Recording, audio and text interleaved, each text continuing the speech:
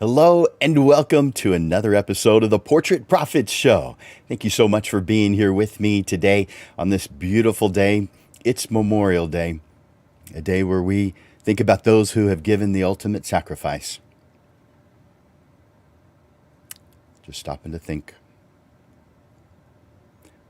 and be proud. Thank you guys for being here today. We're going to be talking about something that's kind of exciting, kind of fun. We're going to be talking about how 2 jobs a week gets you to 6 figures. Some of us are already doing that. Some, that's only a part of your dreams. But today, it's going to become a part of your reality. My name is Jim Landers, and my mission, it's simple. I help portrait photographers just like you make a great income doing what they love.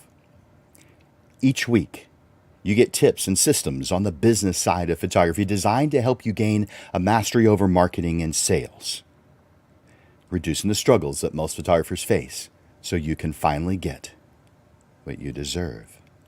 Welcome to the Portrait Profits Show. The Portrait Profits Show is brought to you by Digital Pro Lab and Landers Photography School. Today, we're talking about how 2 jobs, 2, get you to 6 figures. Now, this isn't the only way to get to 6 figures. This title, this thought behind this process is low volume photographers who don't want to photograph a whole lot, who want to dedicate more time to their clients, who find joy in spending more time with their clients. It's not the only way. I might even talk about a few other ways if I feel like it during the class, if I've got some time, about getting to 6 figures. Because if you want to do, if you have a system that has a lot of mini sessions, then you might do this slightly different. You absolutely will do it slightly differently. So let me share with you a few things. Just some thoughts, some philosophies. We want to make money. I mean, we're in business, so of course. But we're also concerned that the prices of professional photographers can sometimes be, well, shocking. And that's not only for clients, but also to the newer photographers. Well, with such a wide range of photography, of prices for photographers, it can be confusing why someone is charging a small amount, like let's say $300 or less, and include digital files. And then there's someone else who's charging $4,000 for one digital file or maybe one print. It's no wonder that people are confused about photography pricing. With so many different factors to consider, it can be tough to figure out what's what. A new photographer may wonder why some prices are so high. It just seems so ridiculous. They know that they can do it for much less, and so they often start off too low. They don't know it. They might find out later, or they might go out of business. That's actually the norm. There are no standards in the world of photography. There's no agreed upon industry-wide pricing to guide photographers, and very few clear sources of information for pricing. So what should we do? Educate yourself on the different variables that affect photography as a profession, and use that knowledge to make informed decisions about your business. Now, before I go on, if you're watching this live, would you do me a favor? Enter in hashtag live in the post. Hashtag live. In fact, let me pull that up. So just enter in hashtag live. That way I know you're here. If you're watching this as a replay some other time, then please enter in hashtag replay.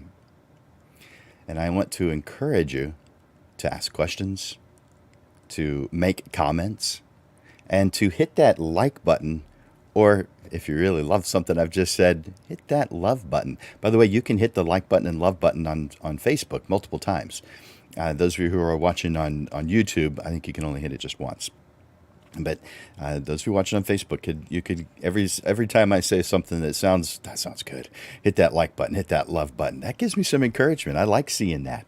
Thank you so much for watching those come through. Thank you so much, you guys. I'm looking through at the names that are here. By the way, if you want to, if you're okay with being seen, if you don't want to be anonymous, then do me a favor. And you can see down at the bottom right now, before leaving a comment, please grant StreamYard, that's the platform we use for this, please grant StreamYard permission to see your name and your Facebook photograph, your profile image. Just click that link that's there.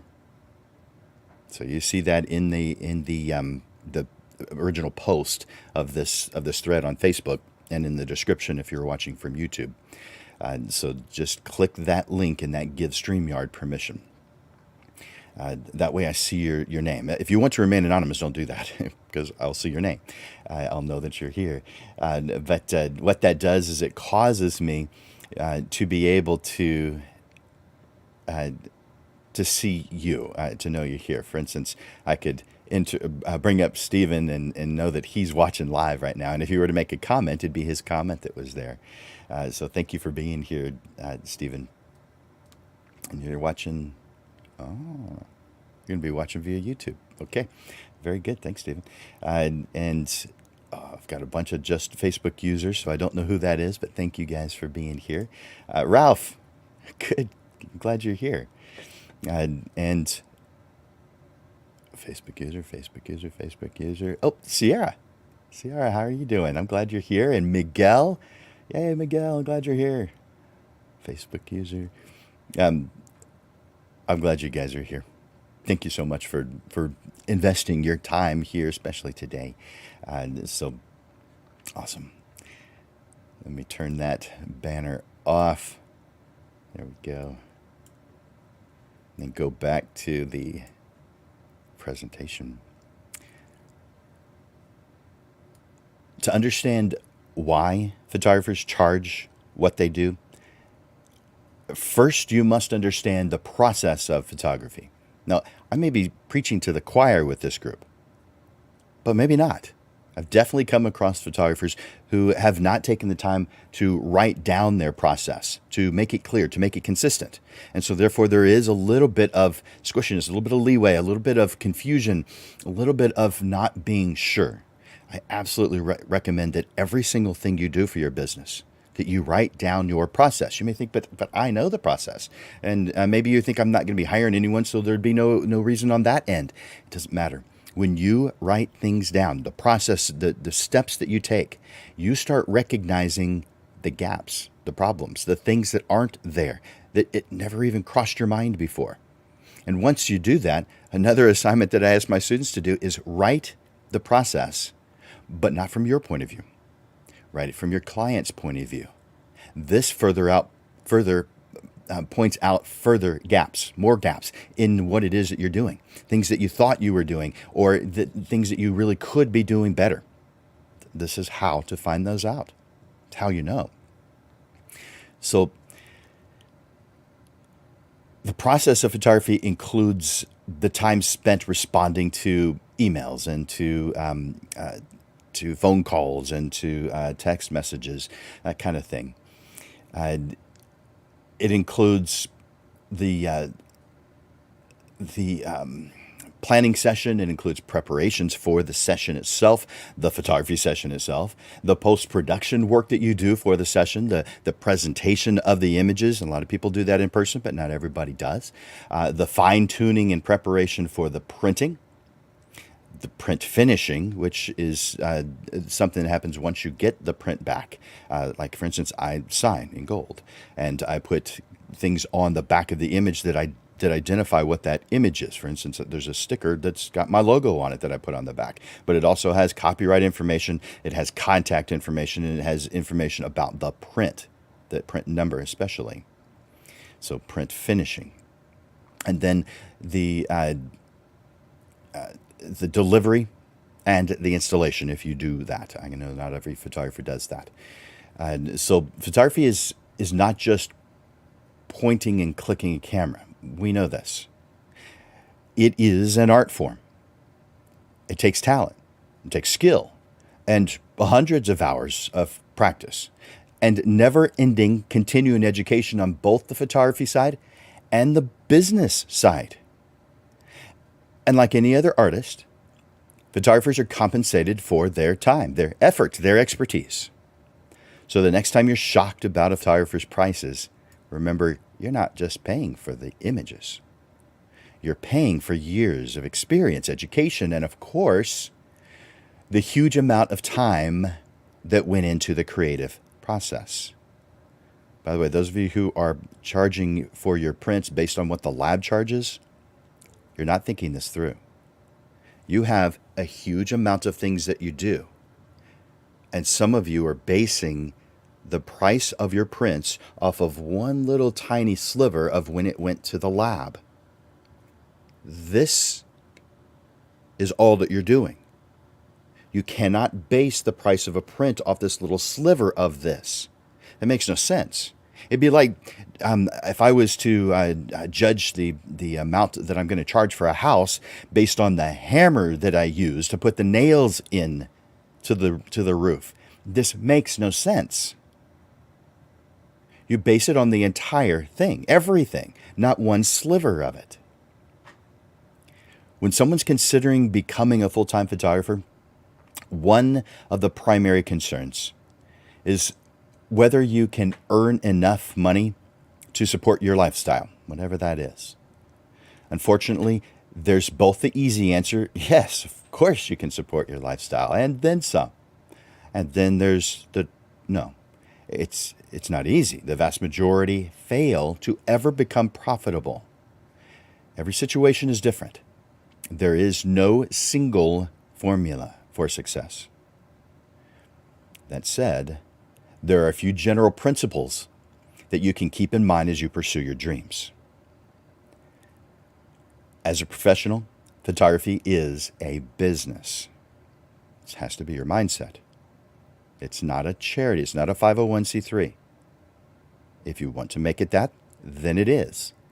If it's not that, then it isn't. And your goal must to be profitable. To be successful, you must think of yourself as an entrepreneur and market your services accordingly. You must always be willing to adapt and adjust your processes and your prices. Many successful photographers began their careers as apprentices or second shooters before going out on their own. Some just jump right into it, which is better. It's better to have some experience before you jump right into it. But we all have different paths. The first job I ever did, I did without any training whatsoever. None. And I did okay. Pretty good, really, considering. But that's not what I would recommend. There's too many things you can't possibly know. And we truly, as creatives, care about our product and we care about our client a lot. So therefore, we really should be very knowledgeable before we just jump in and do someone's family portrait. One-time event like a wedding, especially a wedding. We need to have a strong level of confidence that is built on experience, not on hope. When it comes to making a living as a photographer, the most important thing is to make sure you have a solid plan.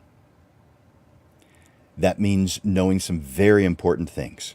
One of the most important is your numbers. You must know what things you want in your ideal life, broken down into long-term and short-term goals and regular expenses. What things do you need to pay for monthly, annually, or just occasionally? How much money is required to cover all that? And of course, you need to include taxes. Depending on where you live, the kind of work that you're doing, and your tax bracket, your tax liability could be significant. And you'll view it that way. Oh, and don't forget to leave some room for unexpected expenses. They happen. Once you have a clear picture of what you need to bring in every month, then you can start working on making that happen. Now, I've written classes, I've written articles about this kind of thing before, but this time I spent a little bit more time, and I do this often because I'm curious, but I spent a little bit of time finding what other experts are saying on the subject. There was one or two that recommended getting a college degree, that that's the path you should take as a professional photographer. And I can understand why someone might say that. I have a degree in photography, and I'm proud that I have a degree in photography. But it did not help me with my photography business. I mean, yes, I got the basics from it, but I could have gotten the basics somewhere else. In my photography program and the programs that I have studied in other schools, very few, if any, do anything on the business side. And you will spend 80 or 90% of your time on the business side of things instead of, as opposed to being behind the camera. So if you don't know that part of it, you've got a lot of room to grow. Let's just say that. So this one person in particular, very, very opinionated on this subject, recommending a college degree. In my opinion, as a person with a photography degree, a 4-year degree, you absolutely do not need a college degree.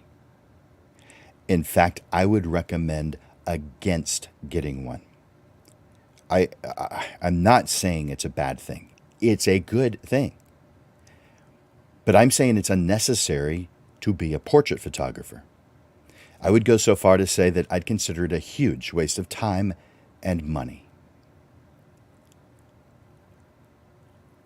Speaking of money, what I found in article after article was apparent experts weighing in on making money in portrait photography without doing the most important thing.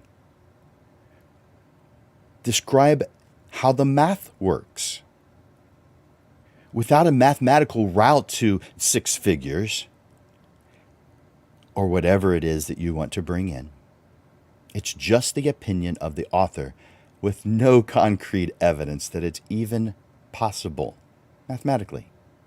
So let's start there with a mathematical route to 6 figures.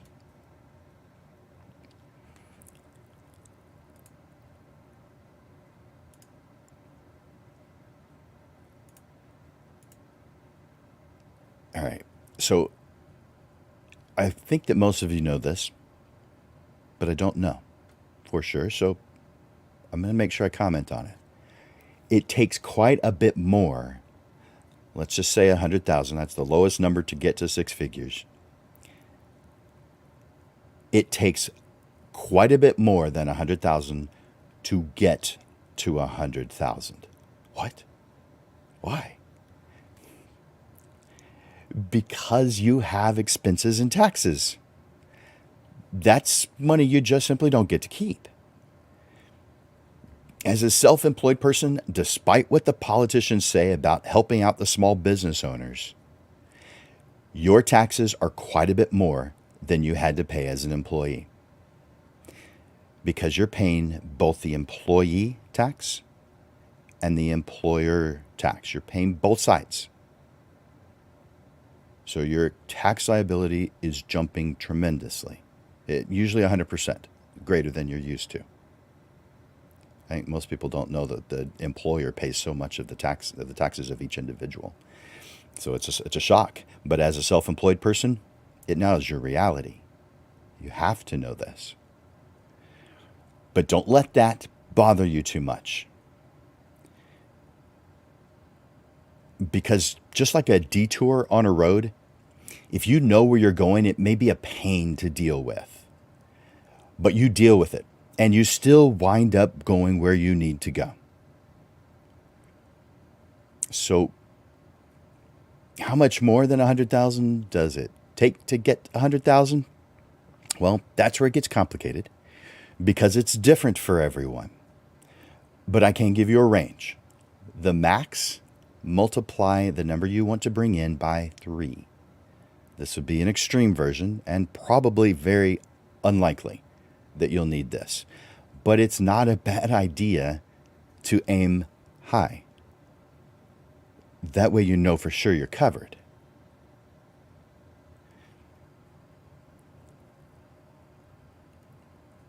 Most likely, it's going to be about twice what you need to bring in. Now, these numbers are not set in anything other than averages. Your numbers may be totally different.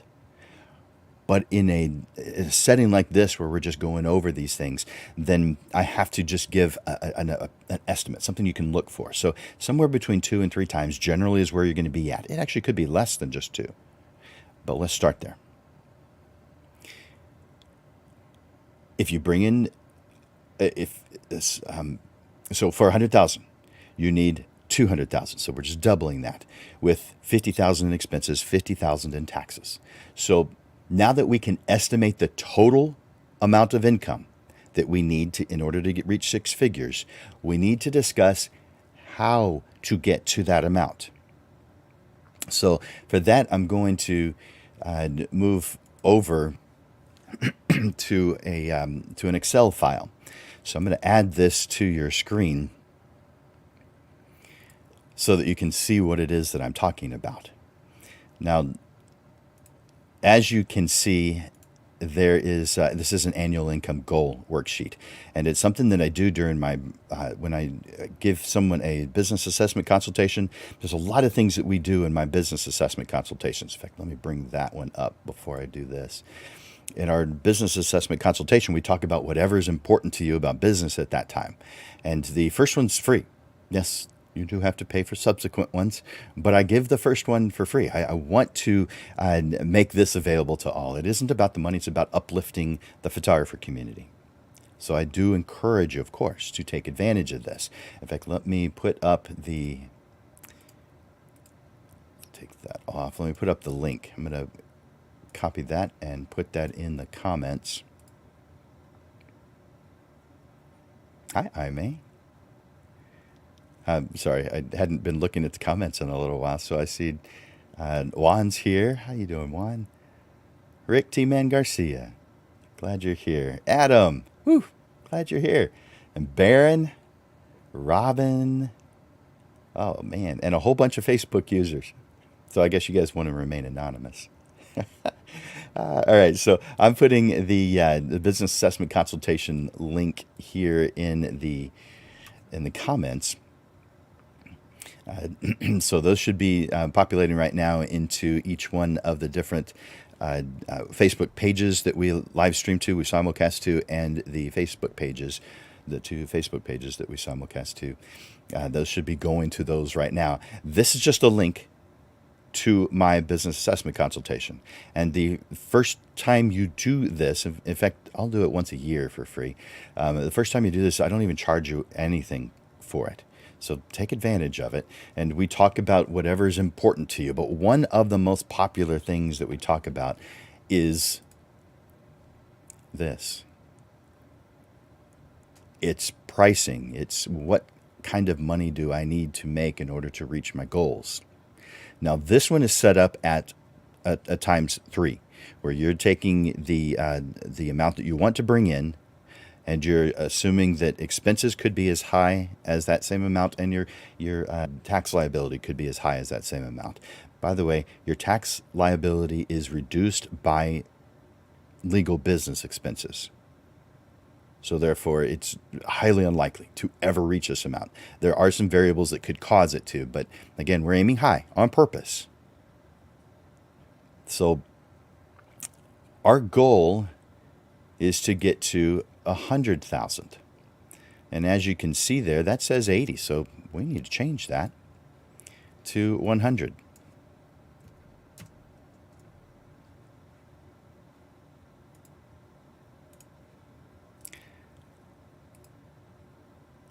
And now you see that the numbers in there have changed.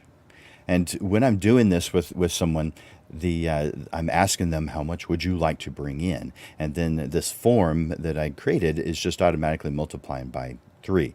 Now it's going to be most likely in the 200,000 240 range that for you individually. But again, we're aiming high on this. We'd rather err on that side of having too much than not enough.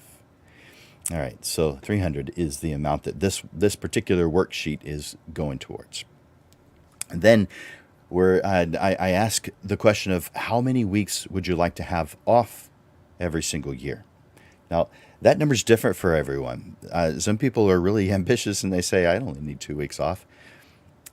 Everybody pretty much takes off more than 2 weeks. Now, they may not take off a period of 2 weeks. I'm talking about an accumulated number in a unit of measurement of weeks.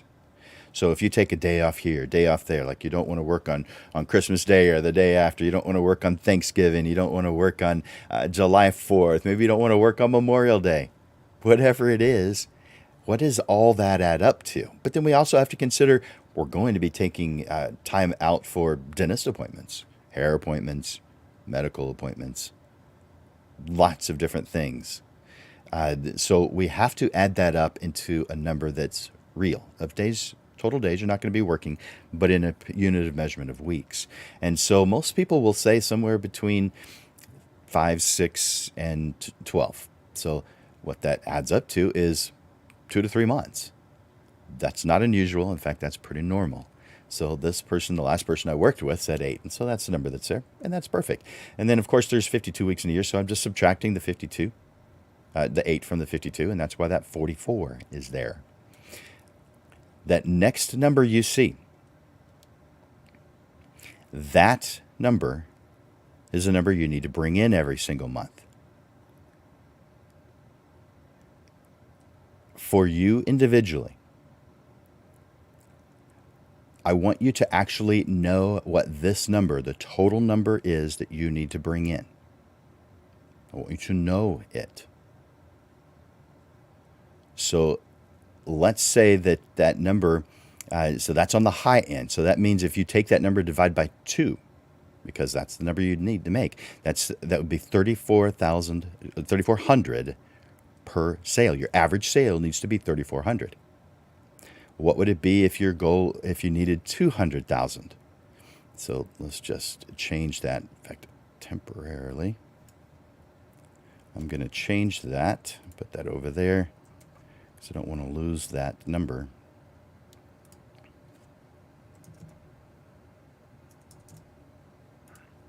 Now you can see that the average sale needs to be at 4,500. So somewhere between 45, of course we're dividing that by 2. So we're talking about 2,250 approximately, so 2,200. So somewhere between 2,200 and 3,400 is the amount you need to make per sale in order to reach 6 figures. For most of you, I can see that as being, whoa, are you kidding? That's really high. I understand how you feel.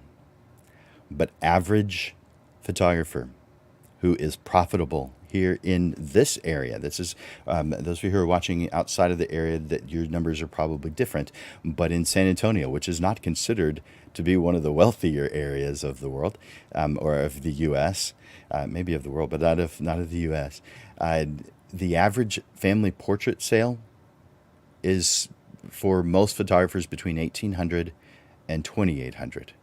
So this is right in that range, right in the middle of average, which is perfect.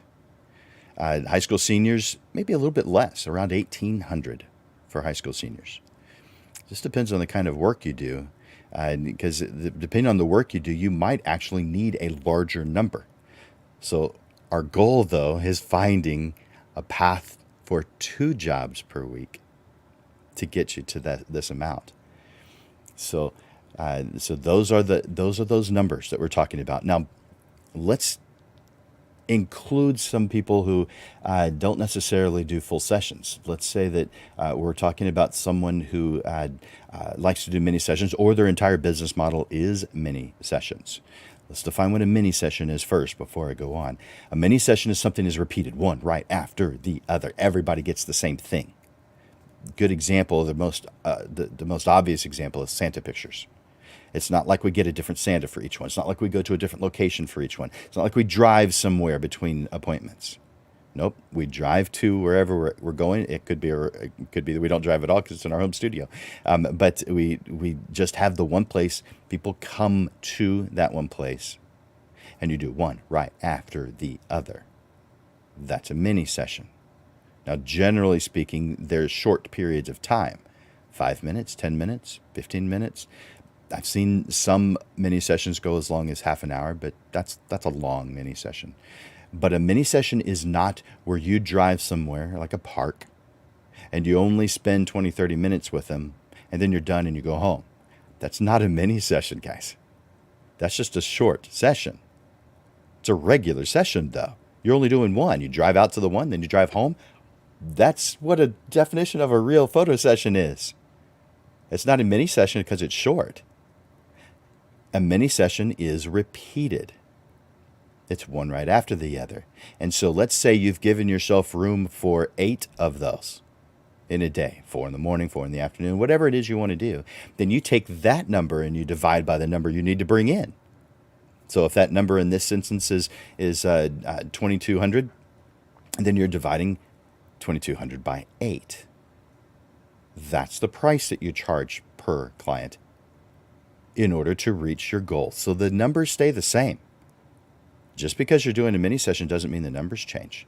Those numbers are the same. They wind up being the same because you have filled your schedule. Now, we do have to talk about how to fill the schedule, but not in today's class because that alone will fill up the entire amount of time that we have. But that's how to get to the 6 figures. It is just with simple math. Now that you know what the simple math is, we now have a way to get there. It's like if we are driving and we ask someone advice on, well, where do we go? What road do we take? Would they not have to ask you the question, well, where are you going? This is no different than a photography business. In fact, I would say your photography business, that answer to that question is even more important. You have to know where you're going in order to give yourself potential to plan a path to get there. You can't just do what most photographers do and go down any road that looks pretty because you don't know where you're going. That doesn't tie into the next thing you're doing or the thing you did previously. You have to know where you're going. It's the only way to create a path to get there. So this is where we're going. We're going for these numbers. We're going for the $5,000, $6,000 range, $4,500 in this instance. So we just changed that number to 2, and that gives us the number. So a little over 2,200, like we already mentioned. Now, the next question I ask people if we do this is how many hours they'd like to work in a week, because I want to know how much they're worth per hour. In this scenario, this person would be worth about $150 an hour. And you may think, yeah, that sounds about right. That's how to get these numbers. Most photographers do not charge by the hour. Event photographers, certain types of events might, not weddings. There are some photographers that charge by the hour for weddings. That's not how you charge for weddings. And there's a lot of reasons not to charge by the hour for weddings. But some do, and that works for them. But the reason it works for them is because they just don't know any different, or they're doing something a little more niche in the business. They've narrowed it down a little bit where that has become the right thing. But generally speaking, most photographers, especially portrait photographers, simply do not charge by the hour. Besides, you charge for what it is that you're doing, what the client gets. And yes, they're getting your time, but that's not what they feel like they're getting. What they feel like they're getting is the images. That's what you charge for. So are you charging for the 30 minutes you spend with them? Sort of, yes, you're taking that into consideration, but what you're charging for has to be from their point of view, not yours. So stop charging by the hour, but know what your hourly rate has to be in order to reach your goals. In this instance, it's 150. Now, don't make the mistake of thinking that that means photography time. That means time with a period at the end. All of your time is worth $150 an hour. The time you spend on the phone, crafting beautiful emails to respond to a question, updating your website, driving to your next session, all of it is worth $150 an hour, not just photography time. All right. So now we've talked about a couple of ways to get to that number you need in order to get to six figures. Now, for specifics in that, click that link and get on my schedule. Let's talk about the specifics, because each and every one of your situations is different. There's no way I can get specific on your situation when I'm trying to generalize it so that it covers everybody. So if you're feeling like, well, I'm not exactly sure what I'm supposed to do. Correct. You're just supposed to have a general idea with this general description. To get specific, we need to talk about your situation. So let's do that by you clicking on that link that I set up just a little while ago to the business assessment consultation. Just click that link and you'll have it. And we'll talk about your individual situation. Now,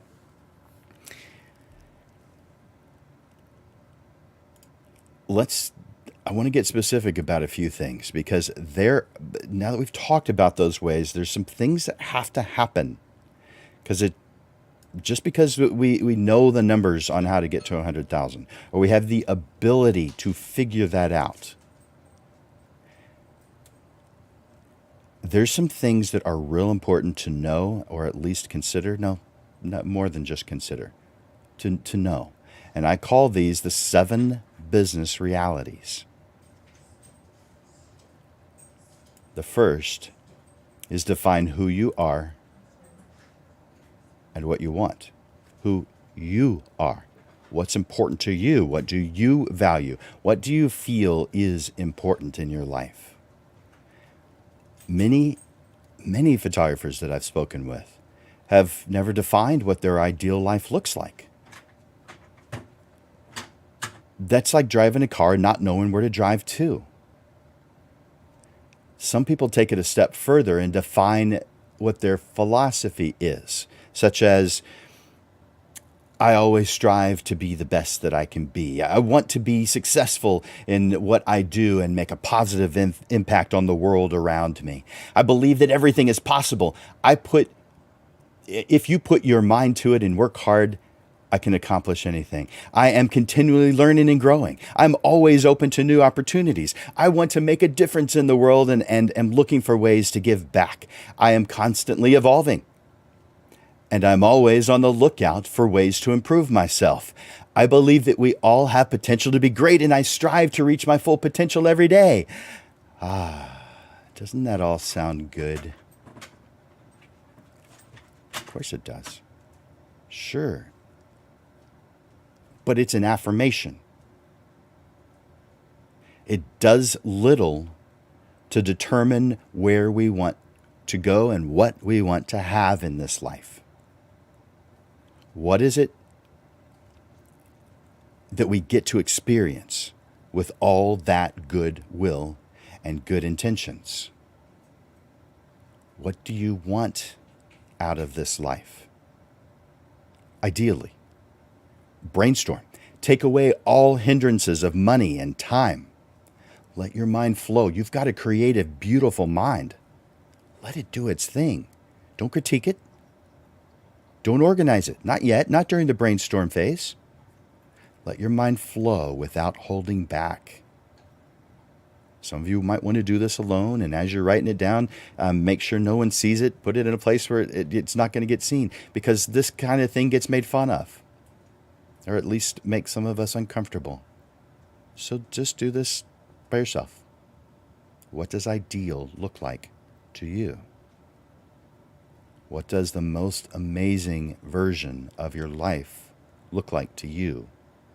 Now, it's got to be based in what's possible for a human, but not what's possible for you right now with your current income and your current abilities. This is what ideal looks like. That was number one. Number two, you've got to define the things that bring you energy, bring you joy.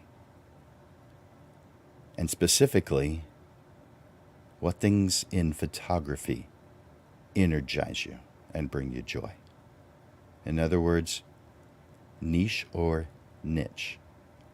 Narrow the things that take your time and money so that you don't confuse your clients. Portrait photography, as you know, is competitive. But anyone who tells you it's saturated with photographers is someone to avoid when it comes to learning the business side. The only place where portrait photography is saturated is low sales average end. It's the only place where it's saturated. That's a place where you're unlikely to reach profitability unless you are really high volume, doing lots and lots of sessions and giving each client as little of your time as possible so that you can get the job done, get things done ASAP. That's not for me. That's not what brings me joy. It's not that I can't do it. I worked for a school photography company way back, so I can do it, but it's not what I want to do. It's not what brings me the most joy. Investing time, spending time with clients is what I enjoy. I enjoy the time I get to spend with the people I'm working with. So that is what I have to do. It's the right thing for me to do. That doesn't mean it's the right thing for everybody. It's so important to be clear about what product and service you offer. You're simply a tool to help them get what they want. So describe the tool so clearly that those who need it only see you, and not so general that you make yourself a part of the crowd. Photographers ask me that all the time. What does it take to stand out from the crowd? That's really easy, guys. And if you don't feel like you're standing out from the crowd, all it means is you have some room for improvement, and that's on defining who you are and what your product is. And you do that so clearly that those who are ideal only see you as an option. If you're not there yet, it just means you've got room to improve. That's it.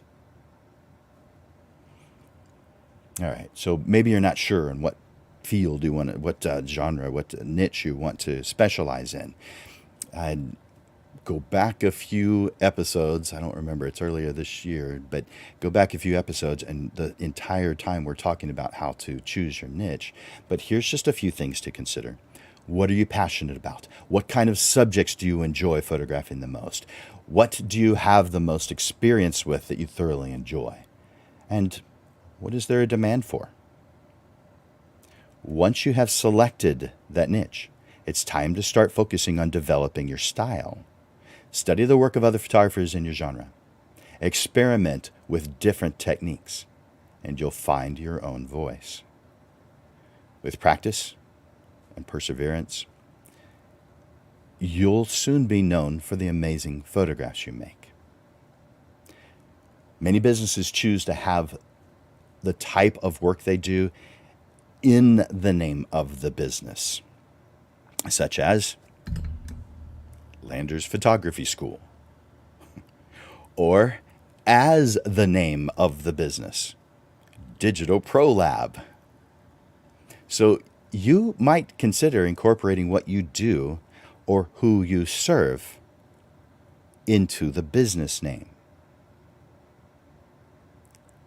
If you already have a business name, maybe you don't do that. But if you're considering, consider that. You know, there's a lot of advice out there for photographers. Some people don't find much, but there's a lot. it can be tough to sift through it all. One piece of advice that you'll hear quite often is that you should try everything, all different types of photography, and show a large variety of the different images that you have the ability to press the shutter button in front of in your portfolio. That way you can attract whatever the client's looking for. So, this is often really bad advice. There's some reasons why it would be correct, but generally speaking, this is really bad advice. Not helpful at all. Hurtful. If you're not known for anything in particular, you're part of the crowd, and you're not known for anything at all. It's better in every way. Learning, having the right equipment, marketing, advertising dollars. It's better in every way to focus your attention on just one area, or possibly two specific areas if they're close, and become an expert in those. Then, when people are looking for a photographer who specializes in what you do, they'll know for certain that you're the one to come to. After all, no one searches for photographer that can photograph everything. They look for something specific, like family portrait photographer near me. So don't try to be everything to everyone. You've heard that cliche before, and yet we photographers still do it. This choice, this direction, this path is a waste of your time, and it's a waste of your money. Focus on what you're good at, what you enjoy, what brings you energy, as well as the people you like working with and who bring you energy and don't drain you. Focus on those things and you'll be successful in the long run. That was number 2. Number 3, by the way, the rest of these are kind of short. Those 2 were long. Number 3, know the tools. Got to know the tools. Tools are both equipment, physical things, and your creative use of the equipment. So things that are mental, those are tools as well. You are the expert. That's what your clients think. It's in your best interest to be just that. Don't be embarrassed or even concerned about how it will look like if you've been in business for a while and now you finally decide to take a basics course. Don't let that bother you at all. Besides, even if you were confident on the basics, wouldn't a refresher be valuable?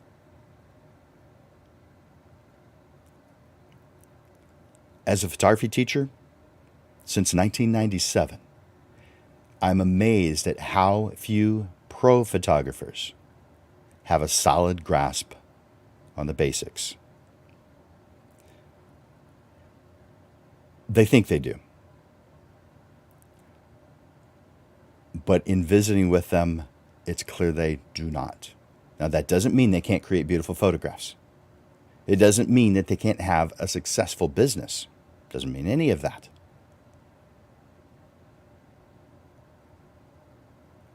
But you really should know your basics. You are considered an expert in your field. We just have technology that allows us to jump. It didn't used to be that way. You used to have to go through all the steps in order to get to where you wanted to go.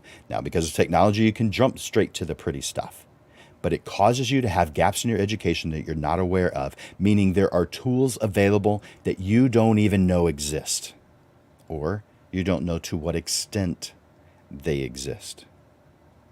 So take a basics class. In fact, I've got one coming up. Of course I do. It's Landers Photography School.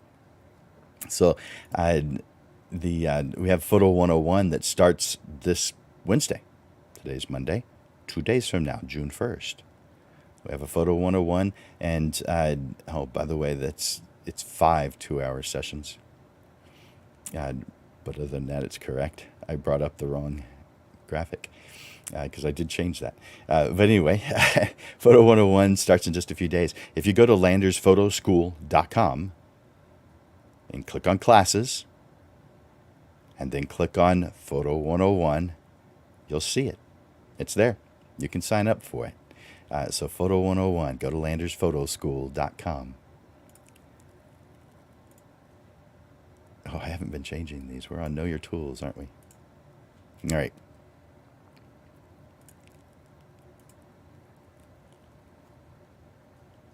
Take a basics class, even if you have before. There are a lot of people who are in the self-taught category, which is interesting because you can do well being self-taught. But you are guaranteed to have gaps in your education that you're totally unaware, blissfully unaware. You just don't know. You have this knowledge base that you've got, that you've gained by trying things out, talking to other photographers, watching YouTube videos, just different things. And so you feel confident in that. But what you don't realize, it looks like Swiss cheese. There's holes in it, but you don't know it because it just looks like solid cheese to you. Taking classes helps to fill in the gaps that you were totally unaware. It's amazing how many photographers have taken my classes and said just that. I didn't even know. And had I not taken the class, I would still not know. I would be blissfully unaware. Self-taught equals blissfully unaware. It just does. Now, even if you're taking classes regularly, you're still going to have gaps. There's no way to know everything. But it improves and increases the amount of things you do get to know.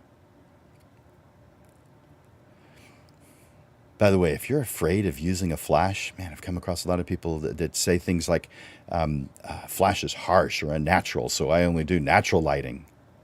Guys, if you're afraid of the flash, stop blaming the flash. Blame the you. It'd be like a carpenter or someone who does sheetrock saying, oh, I don't use a hammer. A hammer can go through sheetrock. Yeah, if you use it wrong. Now, if you're in demo, that's demolition, then of course you're using it right. But if you're putting something up, you're building, putting a hole in the sheetrock, that would be wrong. That would be a mistake. Is that the hammer's fault that you put the hammer through the wall? Come on. It's the right tool for the job sometimes. And other times it's a different tool that you use. It's no different than flash photography. If you feel like flash is harsh, that it's unnatural, if that's not a red flag saying you need to take a class, wow, I'm not sure what could convince you of it. You need a class. You are the expert. Now, there are those who niche in certain things. They narrow that down. And I have seen successful photographers niche in natural light photography. And there's definitely ways to market that and sound very intelligent in marketing that. But to photographers who know, that's a red flag saying, what's wrong with that guy? Why are they refusing to learn a tool? It's part of the deal. It feels like they're just opting out of learning, which doesn't make sense to those who do know. There are times when that's the right tool. So therefore, you should learn the tools as an expert and then choose later whether to use them or not. But at least be aware of them and how to use them correctly. So take a class on Flash if you're uncomfortable with it. Take a class on Flash even if you are comfortable with it, multiple times.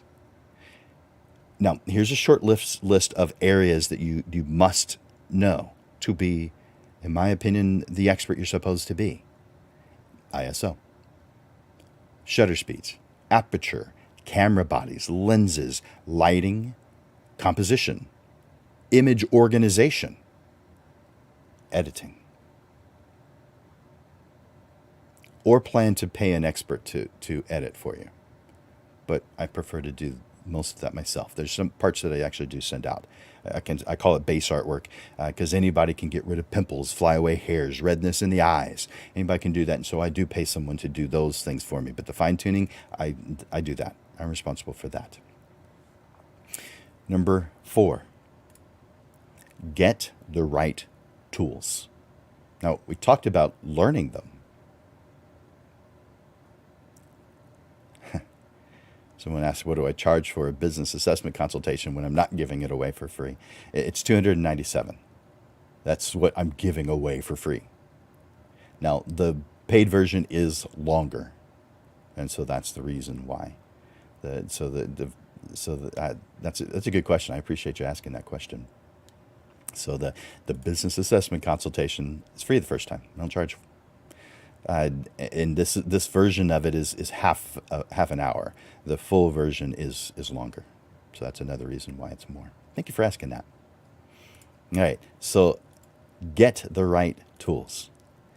Invest in top of the line equipment.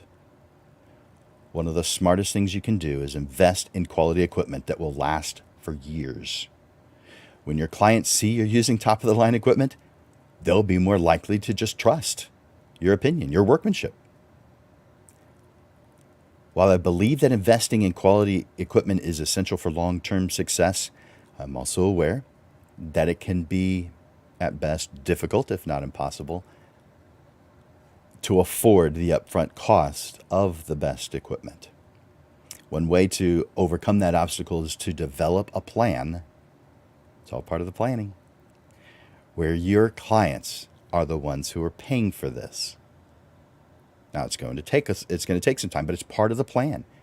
Your prices reflect your ability to be able to have the equipment that you know you need. You plan for it.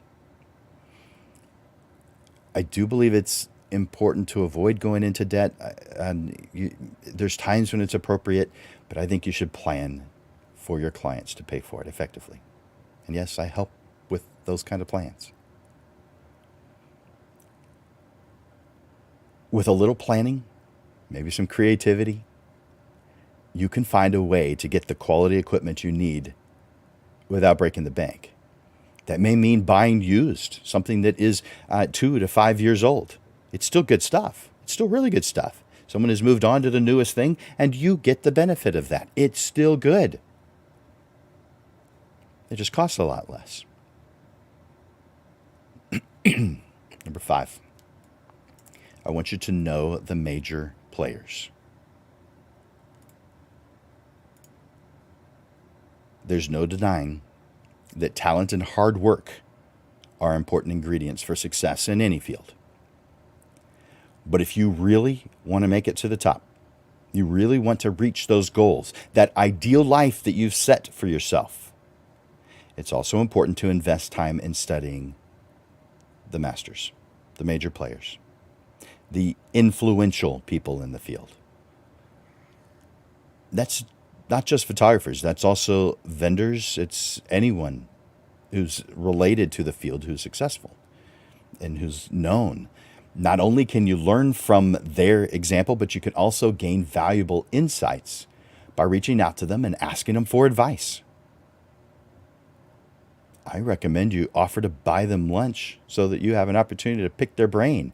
You can learn from their experience. You ask questions, you get feedback, all while making valuable connections that can help you right now and down the road. Do things like this, and one day you will be the one sharing your wisdom with some hungry up-and-comers. Number 6, marketing. This includes lots of different things, but on the surface, it's database, website, and of course, a marketing plan. It's not enough to be a good photographer. Someone who's sitting back, waiting for clients to just pour money into their account. You need to be a great marketer also. If you're not actively promoting your business, you're missing out on opportunities. The first step is to create a marketing plan. What are your goals? Who's your target audience? What are the best ways to put yourself in their path? Once you have a plan in place, it's time to start building your database. Collect contact information from everyone who shows an interest in your business. One way to do this is with a website.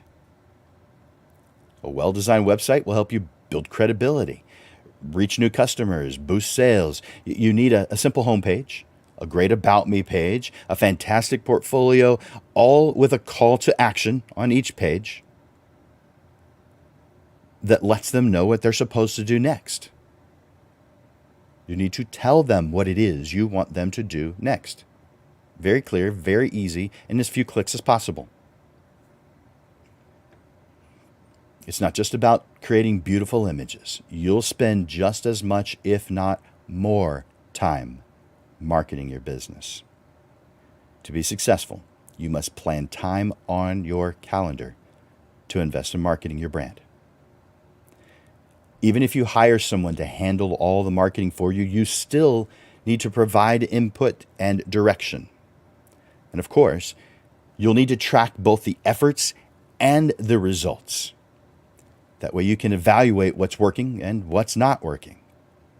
So make sure to schedule some regular marketing time in your calendar. And I recommend 30 to 40% of your time should be invested into marketing efforts. So if you're going to work, say, 30 hours a week, I'm thinking you need to work about 10, 12 hours on the marketing side every week. You're going to be glad you did. It's what makes a difference. Whether you're creating social media content, developing an advertising campaign, planning an event, there's no shortcut to a successful marketing strategy. You must be willing to invest time in marketing in order to see results down the road. And number 7, I want you to anticipate clients' concerns.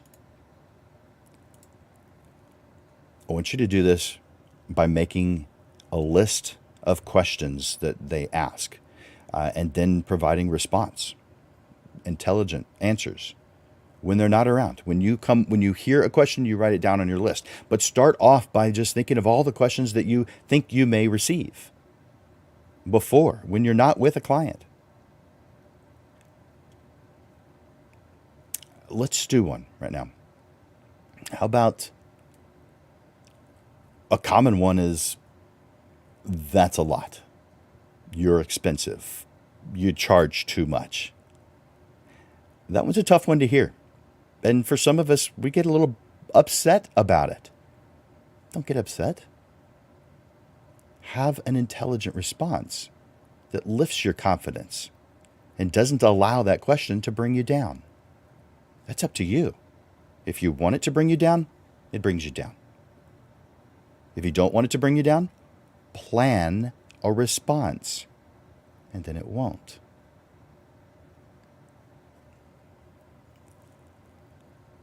If you're not sure what your prices are supposed to be, it's hard to hear that.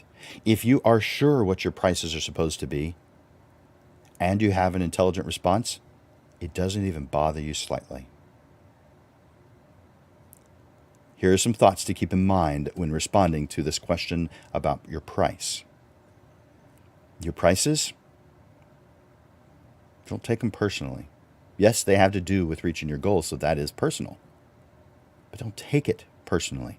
Your prices are based on your goals, the value of your work, and the cost of running your business.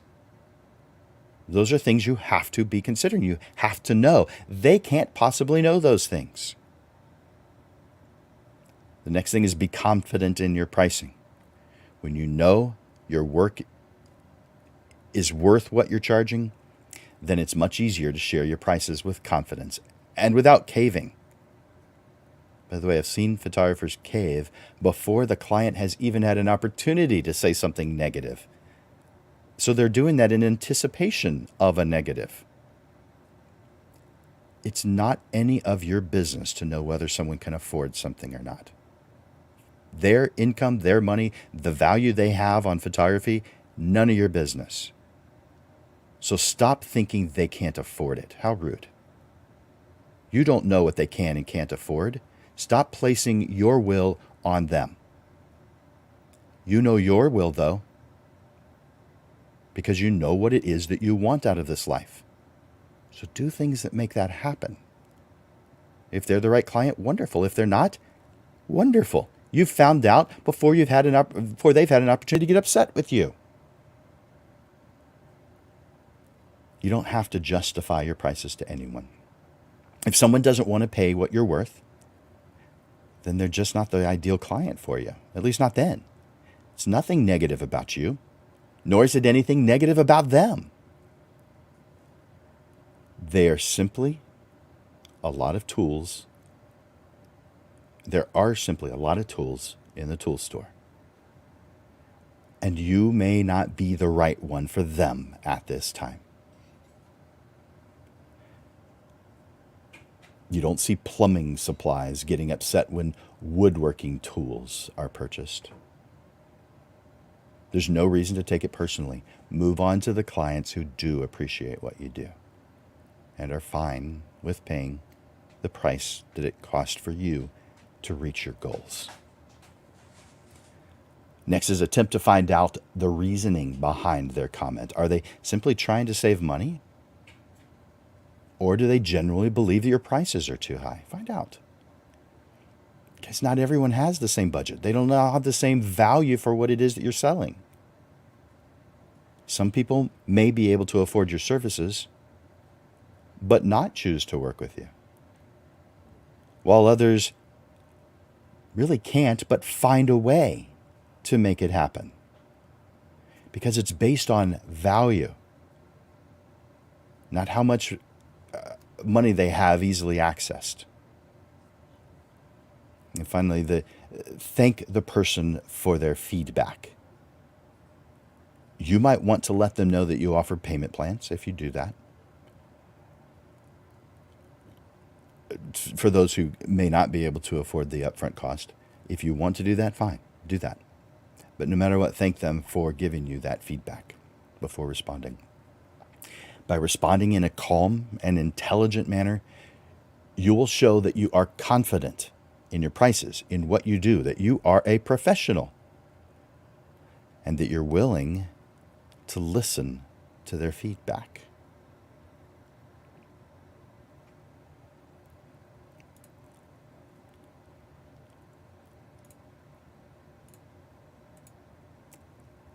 In conclusion, it's time to do what you love. It's time to eliminate the struggle and finally start living the life you've hopefully dreamed of. If you're passionate and up for a fantastic challenge, portrait photography can be an incredibly rewarding career.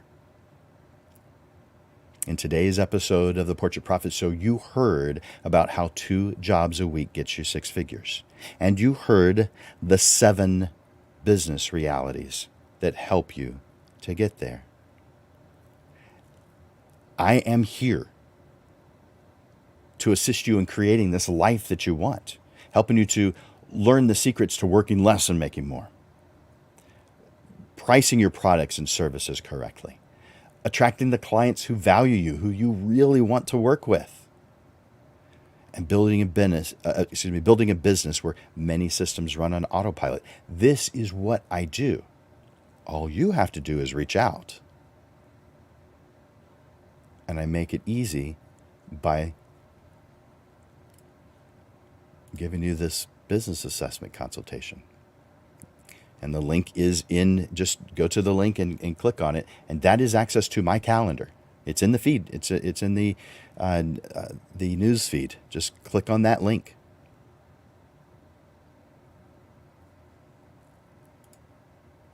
There's also another way to reach out to me. You're welcome to take me to lunch. I probably will accept if I can.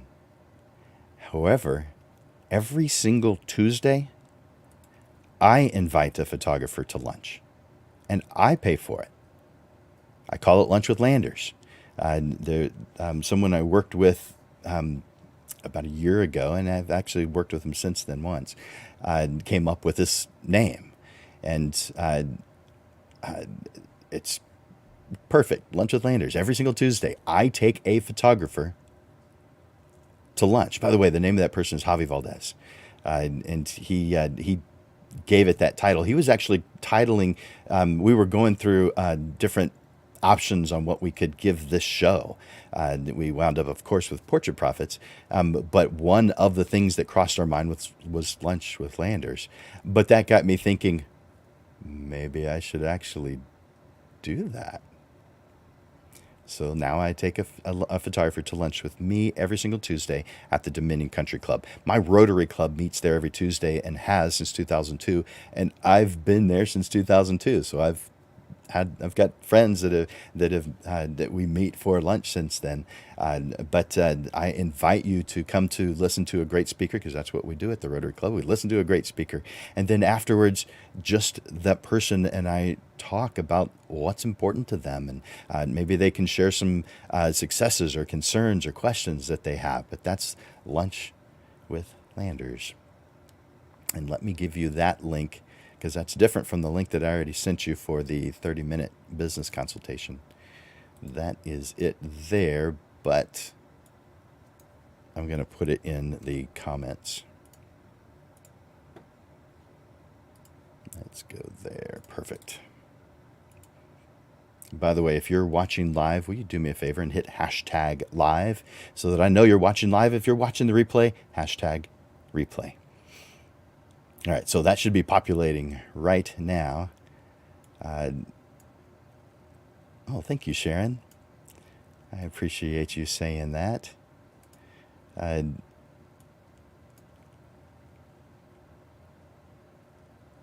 Yep. Oh, that was long. I'll read the rest of that later. Thank you for sharing that. It says Facebook user, so I don't know who says it. Yep. Posing is important. Sure is. There's a lot of things that are important. I have to narrow it down to what fits within my time frame. Yeah, let's see. Yeah, that's right. Yeah, I agree, Stephen.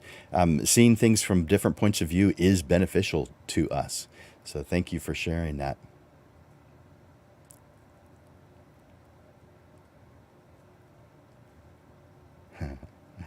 By the way, I'm going through the comments right now, so some of them are long. Yeah, I agree with that, James. Thank you for being here, James. Uh,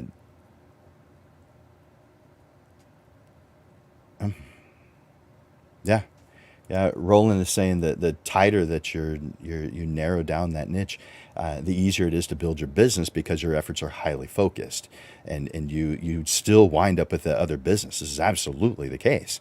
While I specialize in emotional family portraits as home decor, that doesn't mean that I don't do anything else, because I do. I do headshots. I do events. There's several different things. I just don't announce that I do those things. I don't spend my marketing time, efforts, or dollars on those things, because I wind up with those anyway. So why spend money and time on it? It makes zero sense. When you specialize in something, you get known for that one thing, but then you build relationships with those people. And when they have something else, it just lands in your lap because they ask. Didn't take you any time. Didn't take you any advertising dollars. It's silly to try and do everything or be everything to everyone who could possibly need a photographer. It just doesn't make any sense. Uh, yes. No. Okay. Yeah, that was good too. Making the business name what I do, plus getting those same keywords to be the domain name. Yeah, absolutely. Uh, I don't know who said that, but I agree with that. Hey, Jerome, glad you're here. Amber, glad you're here. Samuel, good to see you. And Janice, glad you're here. I know there's some others, but because of time, I'm going to not go through those anymore. Oh, okay, thank you. I appreciate. Yeah, thank you for saying that, Jero. Jero's been doing photography for a while, but he took my advice without probably even hearing that advice, because he signed up for a previous class that already ended. But he had an idea of what the basics were, but he's gained quite a bit for doing a refresher. I'm taking a formal class on the basics. So thank you for sharing that, Jarrell. I appreciate it. I'm glad you could watch live too. And thank you for being here, for taking time out of your day. Each one of you, thank you for taking time out of your day. So let's talk real quick about what's coming. So we've got every Monday, we have this Portrait Profit Show. And our our goal is to uplift the photography community, and we do this it's free. We don't charge anything for it. And I say we. This is Landers Photography School and Digital Pro Lab. Amanda with Digital Pro Lab and I work together on this, and so we. Wanted, from the beginning when we started planning this, we wanted something that was free and to uplift other photographers. So every single Monday at noon, we have the Portrait Profit Show, with one exception, and that's the second Monday of each month. Instead of having it at noon, in order to accommodate those schedules that can't make it, we have it at 6:30 on the second Monday of each month. And we do something a little different. We have a panel. We usually have 3 photographers, and I ask them questions, and you get to hear the same subject, but from 3 different people. So that's generally what we do on our the second Monday. So let's talk about the upcoming shows that we have. So the next one that we have coming up is, and I think I have it right here. Yep. There we go. Eliminate what doesn't add value. Now, I'm doing an interview with Mark Higgins, who's a business consultant and a professional organizer for businesses. And so I've got a handful of questions that I'm going to be asking him. I've written 10. Who knows if we'll get to all of them. But I'll be asking him questions about organizing your business and what things to consider, all that kind of good stuff. And this guy does this for a living. This is a full-time thing. He's owned businesses, and now he helps businesses with that organizational side. He's a business consultant and coach. And so we're going to be asking him questions, and you get to hear responses from someone who's not in the photography field, who's just an expert on the business side of things. So he has no bias towards the different types of photography. He doesn't have that at all. It's just clean, clear business side. So put that on your schedule for next week.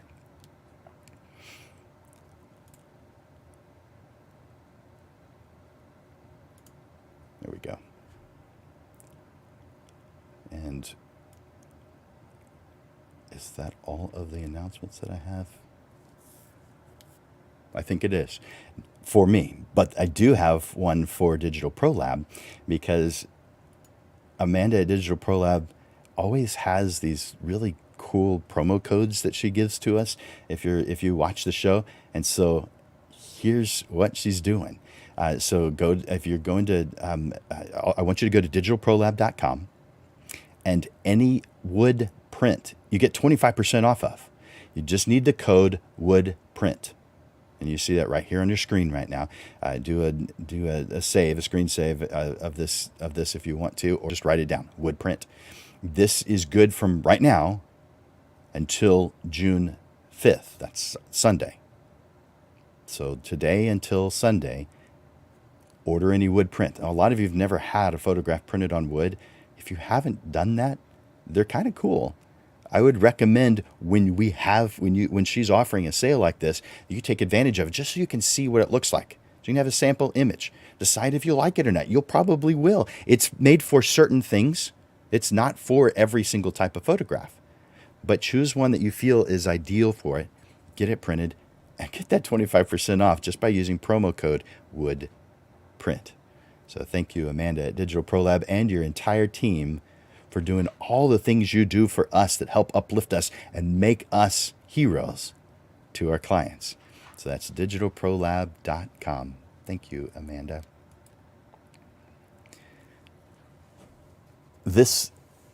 Today we talked about